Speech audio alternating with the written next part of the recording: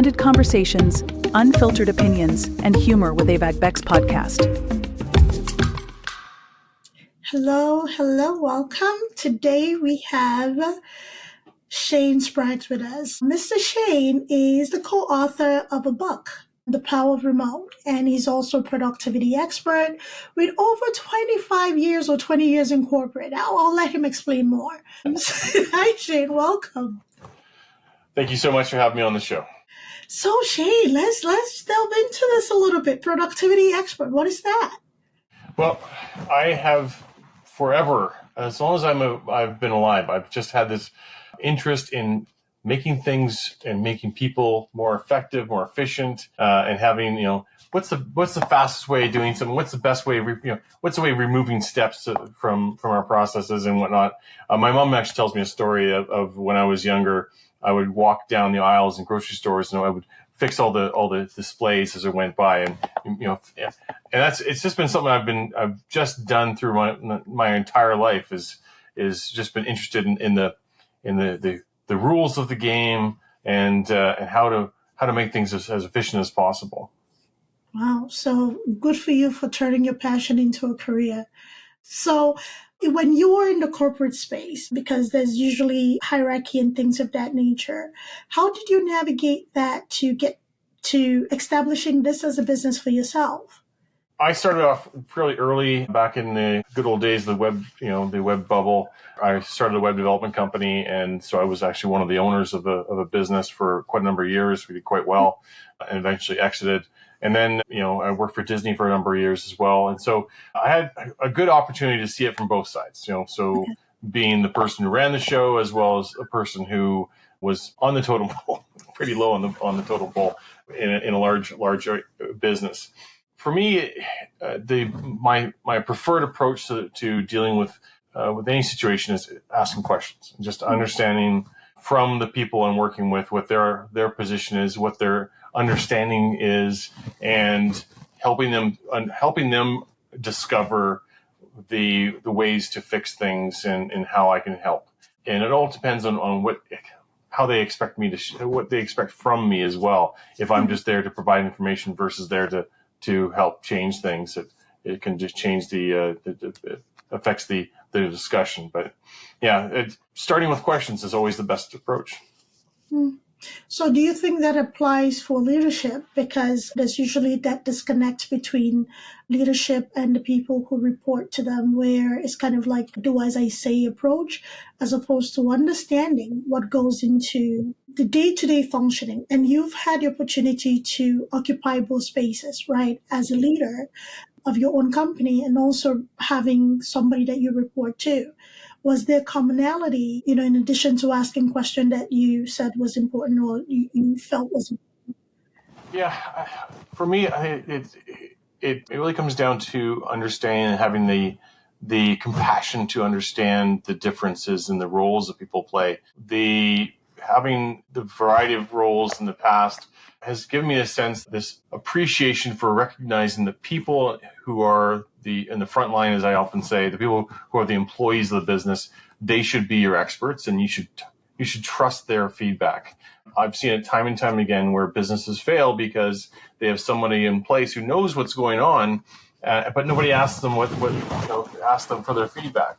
Right. And the manager or the leader or the team assumes that they know what's best, and they don't go get the information from the people who are really the experts, and so having that sense of, if you're a manager, your job isn't to necessarily be the best person at the work you're doing. Your job is to be the best person at managing their time. Oh, but they have degrees.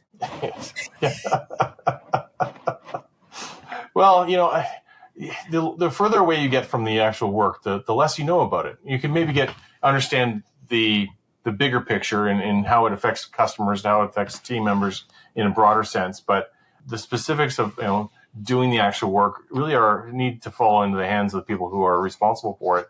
And as a manager or a leader, you need to get them to involve them in the conversation.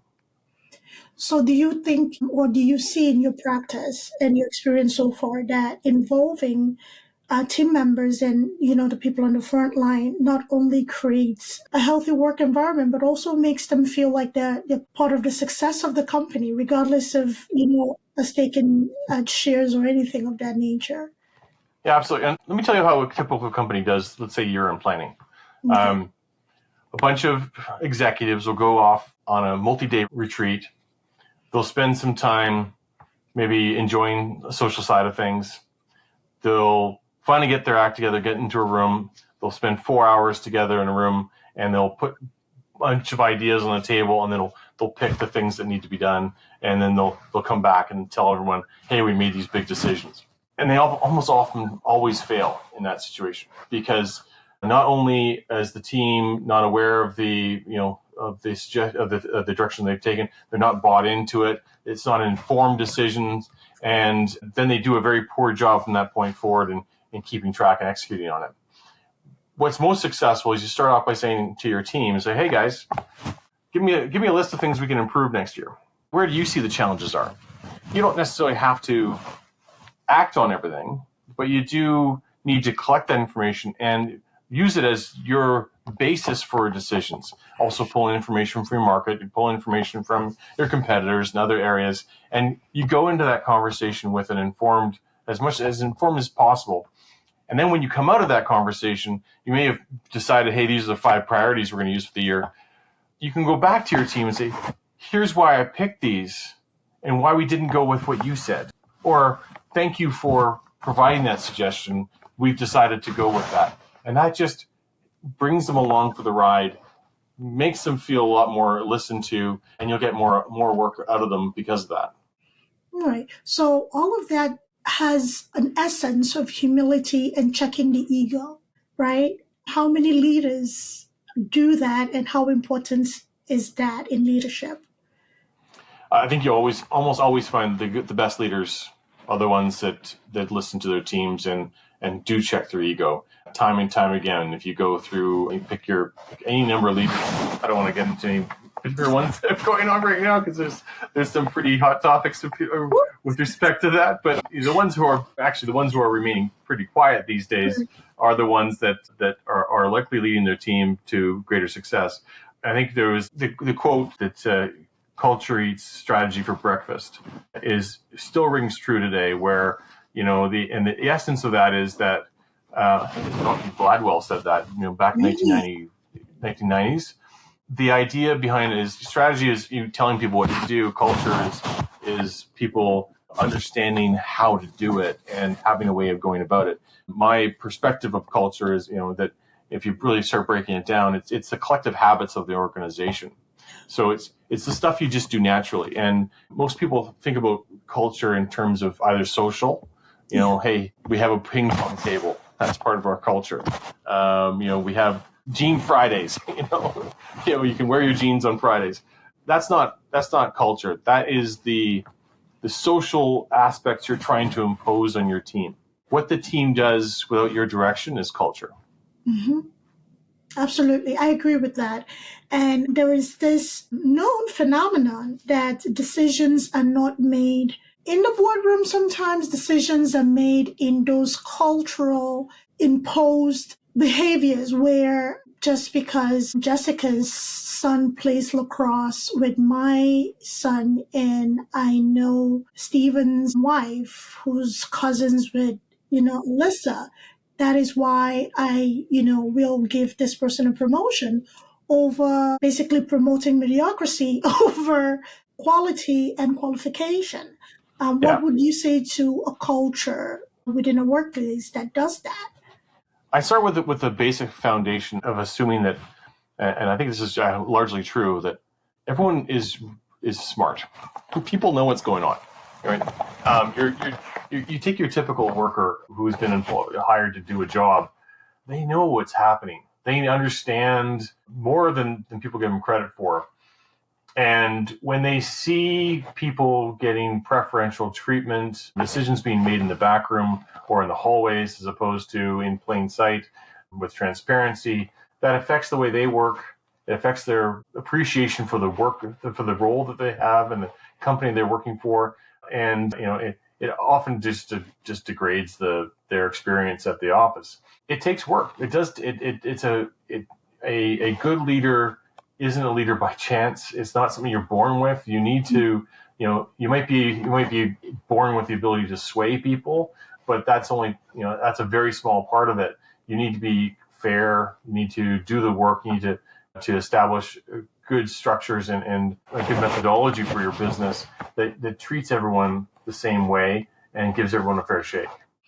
So how much should a company pay attention to leaders or managers who have repeated reports of toxic behaviors and leadership styles? Because sometimes I see the conversation being chalked to, hey, we kind of like expect a turnover because, this policy was enacted or whatever. But with a consistent back-to-back similar sounding report, how soon should a company act? So a couple of things there. One of the things that it's important to recognize, the manager's job is to ensure that the people doing the work are kept busy and informed. Simply as that, right? We learned during the pandemic that managers, when we started going to remote work, the managers were really the key to successful remote working. For a company that just, if for those companies that went from in office to at home, they were able to maintain for a bit. People had the work on the schedule, and they were able to keep their ability to do their job. But very soon after that, the managers who couldn't facilitate the work with their staff started to break down and started to fail. And I often say we had a management problem before the pandemic. We've often heard this idea of taking a good employee and turning them to a bad manager. And we've been talking about that for years.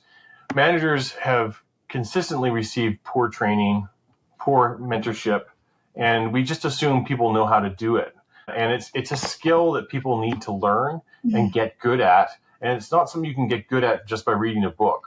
You need to work with somebody and so you often hear about people, this concept, people don't leave bad companies, they leave bad managers. And it's such an important thing and then when the pandemic happened, we took all these bad managers who didn't know how to manage people in person and forced them to do it without being able to see their teams, and just made things worse.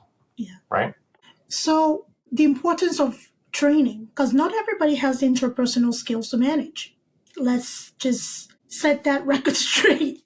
In addition to a resume, an impressive resume, the training, the interpersonal training, is it advisable from your experience that a manager gets to not on a personal level know their team members, but also understand the day-to-day of what goes on with a particular position or job description? Because there's usually sometimes unrealistic expectations, right? That, really puts people who actually genuinely want to do good in their, respective position to just basically buckle or leave, right? So Yeah. What is your take on that? Well, there's no illusion that being a manager is a tough job. You not only have to understand the characteristics and the personalities of your team, but you also have to be able to manage up and deal with your superiors, right? Because you're also an employee. You're also an employee to the directors and the VPs of the company. So a manager they need to understand how their role fits in the business and what they're responsible for. And there's a lot of different kinds of managers out there. They could be, responsible for delivering a product or service. They could be responsible for a segment of the business. They could be, typically they are looked at the person who is asked to implement a strategic plan. So directors go off and VPs go off and figure out, hey, let's go hit this target this year. And it becomes the manager's job to break that down. And so a good manager will work with their team to figure out how that's possible, and then create a plan and work with it. What most managers aren't aware of is that when they get started in the role, it's a lot less fun in a lot of areas than they expect. There's work to be done to keep track of people's tasks and keep track of people's deliverables and keep an eye on everyone else's abilities and where they need to improve. And putting together a performance plan is very difficult for people. And you get a team of 5 or 6 people or even more, it just compounds it. So a lot of people just end up winging it and unfortunately doing a bad job. And so, from a training standpoint, from my standpoint, there's no better investment a company can make than helping to improve their management layer and training them how to handle the various responsibilities of their role. Thank you. So my next question, what should employee do, whether a management level employee or somebody who is considered a floor staff, do if, again, like you said, employees are not stupid. If they recognize that there has been practices that are not only toxic but unfair, what should they do? Because let's be honest, HR is always going to protect the company. Okay. Yeah. And in doing so may actually side with a toxic manager, right? As an employee, what should an employee do? Whether you plan to leave the company, whether you plan to stay with the company, what should you do? Yeah, unfortunately, the ultimate responsibility falls on the employee to decide whether they want to work there. Right. So that's what it comes down to is you have this choice of do you continue giving them your time in exchange for their money? And is that a role you want to continue being in?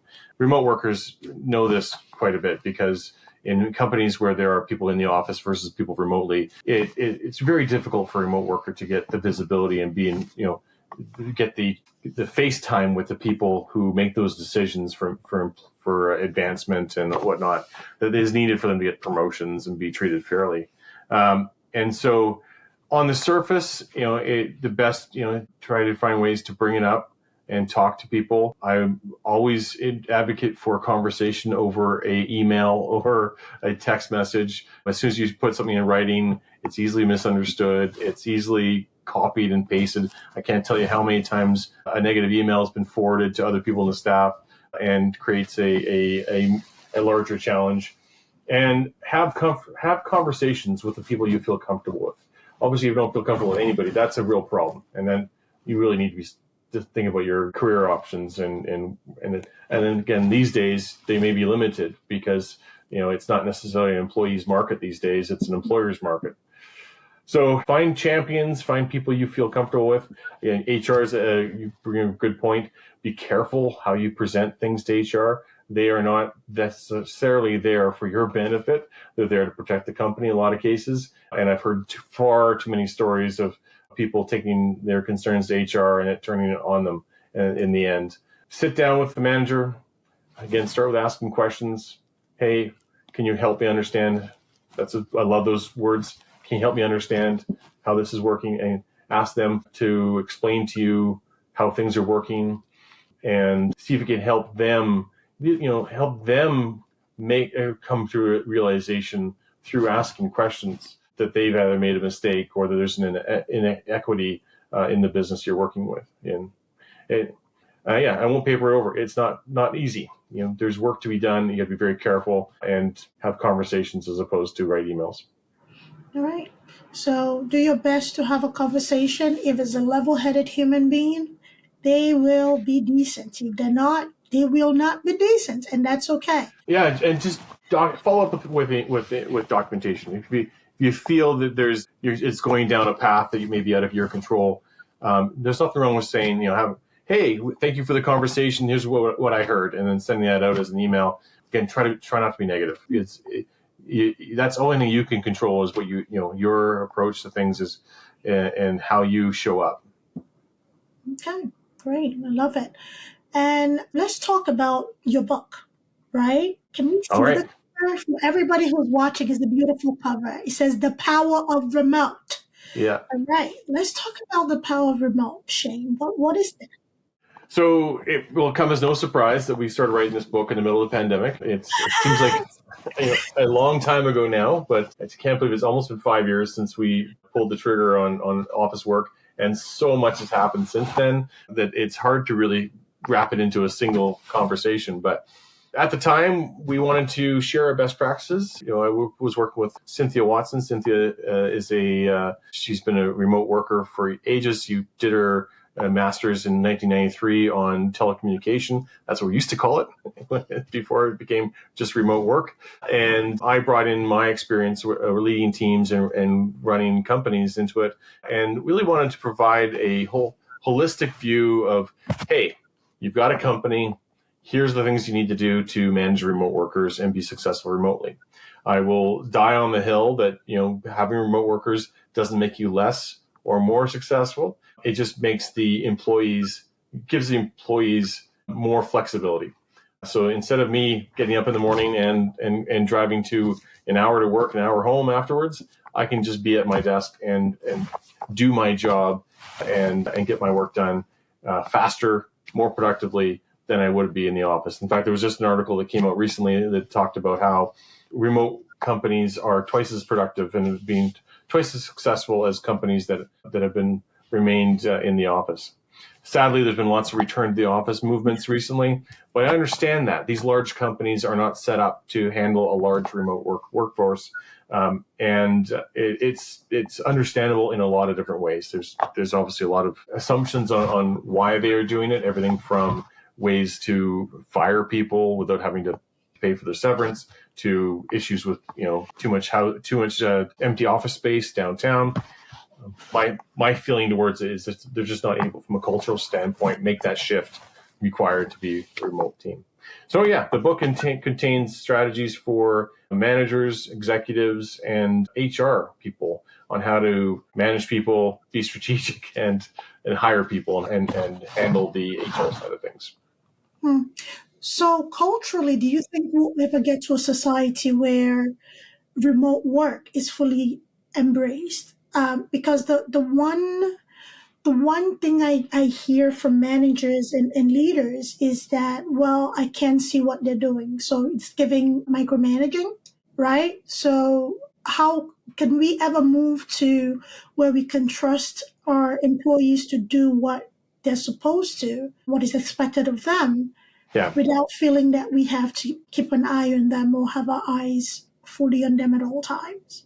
Since the book came out, like I said, there's been a lot happen in the last 5 years, and one of the things that doesn't get enough conversation is the fact that largely how we work has changed. We send fewer emails. We do a lot of messaging over Slack or MS Teams. There's a lot of text-based communication, asynchronous texting to each other.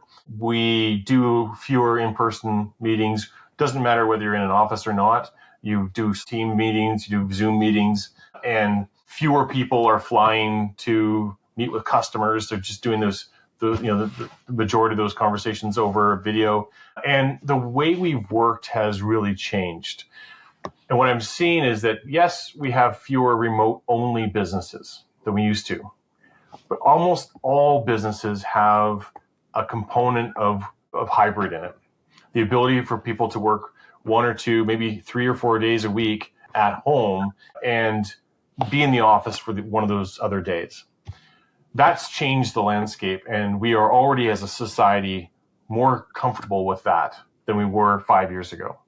We're comfortable with the idea that someone can say, okay, I'm just going to work from home today. I'm not feeling too well. It has other implications. Obviously, it means that we're getting people to work while they're sick, but at least they're not coming to the office and making other people sick. And we're all, my expectation is that if you just take a look at how companies start, a entrepreneur is not going to spend $5,000 to $6,000 a month setting up an office and working from that office, and then limiting their pool of expertise to their geographic location. Right? They're going to work with people all over the globe. In fact, an entrepreneur is likely going to work with cheaper labor outside of their local area until such time they can, and yes, there'll be some times they'll hire people who they can see and touch and whatnot. And I've got nothing against people working together in person. I think there's definitely some benefits and value there, but there's also some benefits and value for people working from home. And you take these companies, and if you imagine that the majority, and this is easy, I think an easy assumption to make, the majority of businesses that start in the next little while will be remote businesses, right? And if you play that forward 5 or 10 years, what do we expect? Well, these businesses will never find a time where they'll grow, say, to 10 to 20 to 30, 50 people. There'll never be a point in time where someone's going to say, hey, it's time to build an office. It's time to open doors, and we're going to force all the people who we've been working with, we have close personal relationships with, who've brought the company through hard times to be successful. We're now going to force them to come to my geographic location in order for us to have an office. Yeah. Some will, but most won't. And so my belief is that we're seeing that the next Amazons, next Googles, next Apples are actually being built in the basements of people's houses right now. Yeah, that's my basement. So, yeah. So what is the financial benefit to these companies when they actually invest in everything to support remote work as opposed to the traditional brick and mortar, come into the office, sit in a cubicle? We have to know when you're going on break, when you're taking a bathroom break or a kitchen tea break. What are the financial benefits to these companies? And also on the flip side of it, when we're talking about culture, right? What is the culture within the company? What does it feel like when employees feel supported to work remotely as opposed to being forced back into the office, especially in situations where life happens? A kid is sick from school. I could have been home working and also keeping an eye on my kid. But now I have to find a babysitter, and that's posing a problem. Have to travel an hour commute to work because you demand I'm in office. Yeah. Well, the benefit for a business is largely productivity and being able to do more with less. And I would argue that it comes down to trust in a lot of respects. And the trust you have to impart on your remote workers to allow them to be busy on their own time and deliver the work that you expected from them. If you were to apply that same level of trust to your in-office workers, you wouldn't be asked to keep track of all your coffee breaks, and being able to ask, to leave from work early.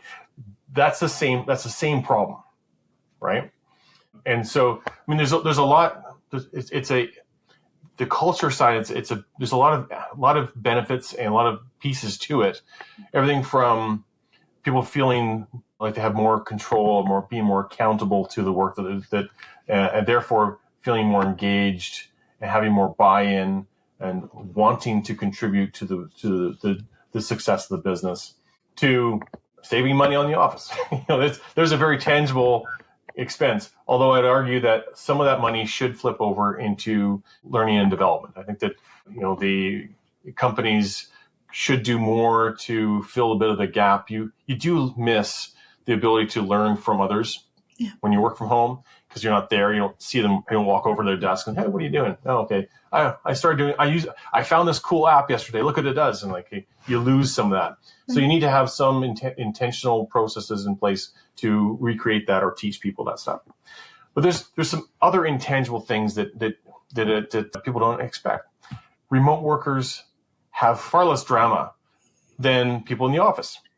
It's absolutely true. No one's getting upset because someone microwaved fish in the kitchen, right? People don't have the conversations that people are having that bring drama into the office. And my experience has been that remote businesses, people just get work done, right? It's just, and they're calm. They have fewer problems from an HR standpoint, from a conflict. There's less conflict to resolve, and that leads me to one of the other big realizations about remote work. Remote work allows you to have your social life outside of the office. Yeah. Right? And that's the other cultural change that really helps the neighborhoods you live in. Because now you're not going to the office to get your social fix. And most of us, let's be honest, need a social fix, right? Some of us don't. Some people need way too much social fix, but for the most part, on average, people need to be able to interact with human beings on a regular basis in order to feel whole. But if you can go do your work for 6 to 8 hours a day, and then go outside the house, you participate in a club, some sort of sporting activity, a choir group, whatever you want to do, right? Whatever floats your boat, as they say, that's better for you as an individual. And it's better for the company because you come back to the work the next day not looking for that social fix from the business. I absolutely agree with that.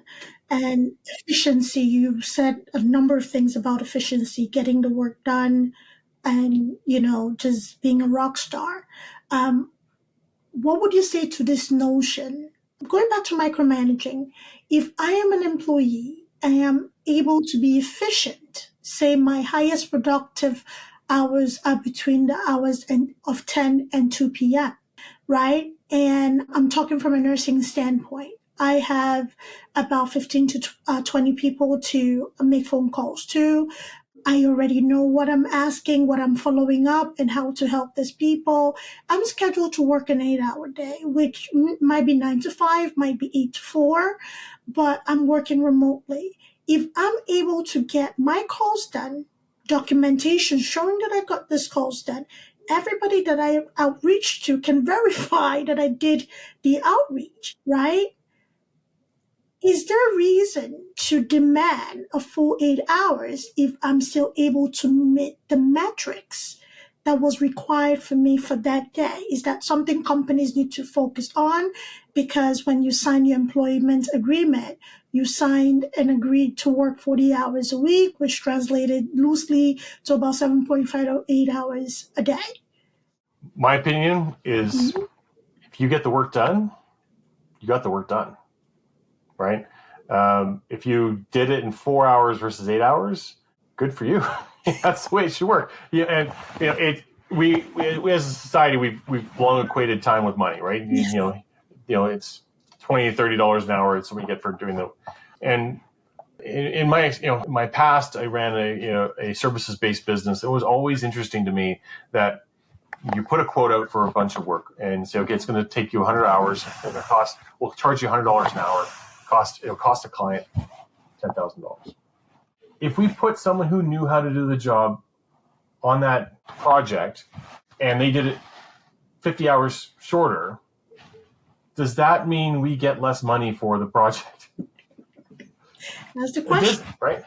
So this is where some of the transformation starts to happen. If we can move away from hourly based work, I mean, obviously there's people out there. There's definitely a lot of variety in types of roles, and that I'm not going to be able to cover everything with a one swoop. But there's a lot of roles out there that are not task based but goal based.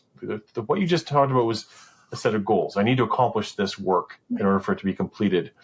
And if we can start writing our job descriptions and managing people based on the expectation, then we can do a better job of measuring their how well they're accomplishing the work and rewarding those who do more work as opposed to accomplish more things. And so as a business, if they can start by creating some metrics around what does success look like for the people's roles rather than measuring the hours, that's a major first step in starting to trust your team.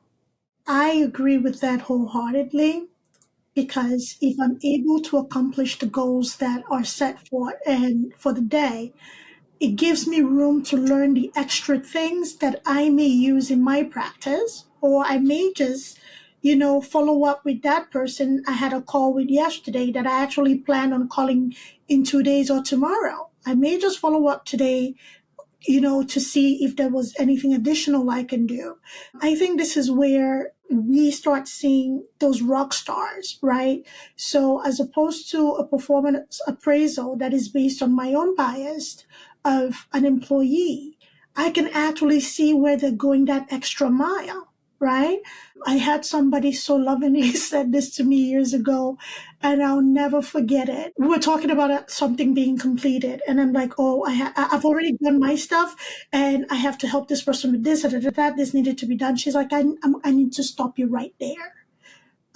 Nobody around here is like you. You're Buzz Lightyear, because how much of that are you rewarded for? And that stopped me in my tracks. I was like, Absolutely. Yeah. my goodness, you're right. It's like you're Buzz Lightyear, you go above and beyond. We don't do that to infinity and beyond. We don't do that because it's not recognized. It's everybody's counting down to the minute. Everybody's counting down to when did you leave for lunch? When did you come back from lunch? Did you take 10 or 15 minutes break? And when did you leave finally for the day? And which was really breathing a lot of toxicity within the team and really low morale. But that was not, productivity, you have to. It's like, okay, since I know I can finish this task in 6 hours, I'll stretch it to 8 hours since that is what you want me to do. Yeah. And that was something that, at that time I was managing a team. I'm like, oh my goodness, like, ladies, just, get your stuff done. I don't care. Just get it done. I don't want to have to, run after people. So let's talk about flexibility. How important is it for an employer to be flexible with their employees, in a sense, or their reports, I should say? So if an employee is having, you talked about being sick, if an employee is having, say, a medical procedure, right? But they're willing because their work 100% does not require physicality, right? If it's a teaching opportunity, right? Where remote teaching is possible and has been done before, right? Do you think this is a time for the employee or a group of people, employer, or group of managers to demand in person or nothing, like an all or nothing for somebody that has been consistent? And what does that mean for business? Yeah, and I'll start by saying, obviously, every business is different. They all have their unique criteria and setup and whatnot. But for me, it all comes down to expectations. Flexibility, what I think is flexible is different from what you think is flexible. And so if we both come into it saying, hey, we have flexible work here, someone's going to break that bargain. Someone's going to overstep. So it's immensely important for businesses to outline what that means, and especially to new employees, right? If flexibility to one business is that, hey, you get to work from home one day a week, and that day is Friday, and you have to be at the office, so you have to log into the office from 9 to 5. And show you're online, but you can work from home. Right. That's different from, hey, we don't care, come in the office, do your thing, and here's how you're being measured, and so on and so forth. So neither is wrong if they approach it from the standpoint that we are being honest with their staff, we're giving them the rules of the game, and as an employee, you're joining that team, right? Say, okay, I understand what flexibility is here. I'm gonna work under that scenario. It's when they change it, and this goes back to what you were just saying. If an employee has an expectation that they can go work from home, and they feel they're demonstrating that they are being successful from home, and the employee pulls a return to the office card out of the deck, then that's a breach of trust. Right? That's a breach of relationship, and now you have a problem. Right. Good to know, because I've seen it quite a bit, especially when it has to do with medical needs, proven medical needs that have solid concerns. So let's talk about this return to work policy that most companies have. And with I don't know if you're aware, this is 2025 January, for who I don't know when you're listening to this. There's a new strain of respiratory, infection. Yeah, RSA, yeah. Coming on very strong. And there is a concern of another mass mandate or, kind of like going remote again. Would a company who's actively pursuing a return to work policy and this looming, how should they adjust or reframe their practice, if at all they should?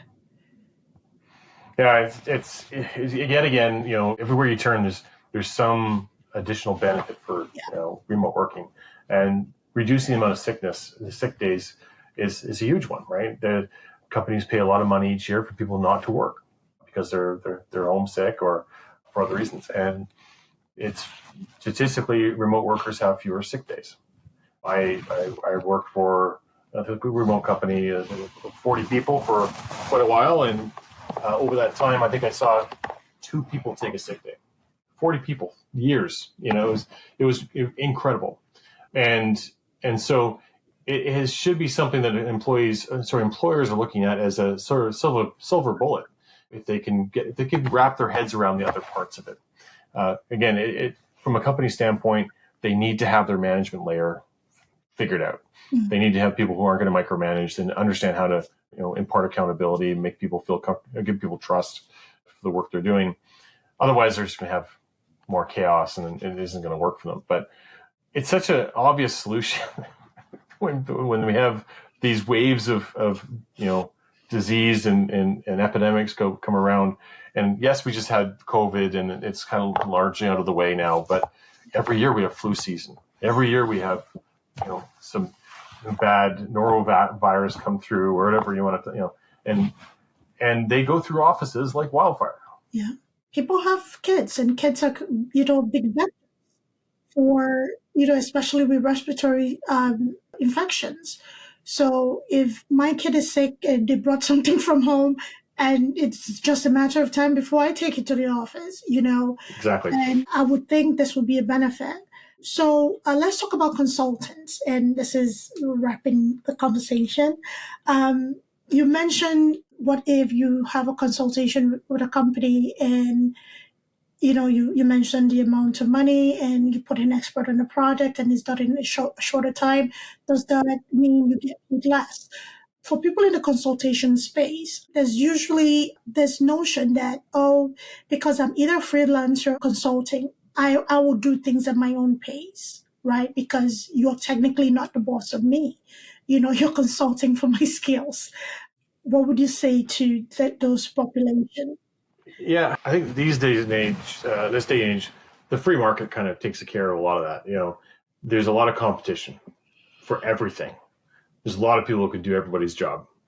And for the most part, the skills are relatively the same, in terms of if you go find a graphic designer, one end, there's going to be good graphic designers and bad graphic designers, but mostly they're all fairly good. And again, comes down to how economical it is to hire that person. And so it's just a matter of, from a consultant's perspective, keeping in the back of your mind that you are competing with everybody else in the world for that role. And you may have some leeway to overcharge in some cases, but at the end of the day, the employer has, or the company you're working with has the opportunity to switch out to different providers. So there's sort of a unspoken responsibility there for you to provide good services at a reasonable price, on time, and with a smile. Right. Mm-hmm. So, right. So I would say just be careful with it. Just, in terms of, you might get away with it for a bit, but it's so easy these days for word to get around that you're bad, you're hard to work with, you're expensive, that sort of thing. So just be careful. I like that. I like it a lot. So thank you for being here, Shane. We appreciate you. All right. And take care. Thanks for tuning in to Avik Beck's podcast. If you enjoyed today's episode, don't forget to subscribe, rate, and leave us a review. It really helps us out. We'd love to hear your thoughts and continue the discussion. So join us on social media or drop us a message. Until next time, keep exploring, stay curious, and keep pushing the boundaries of your world.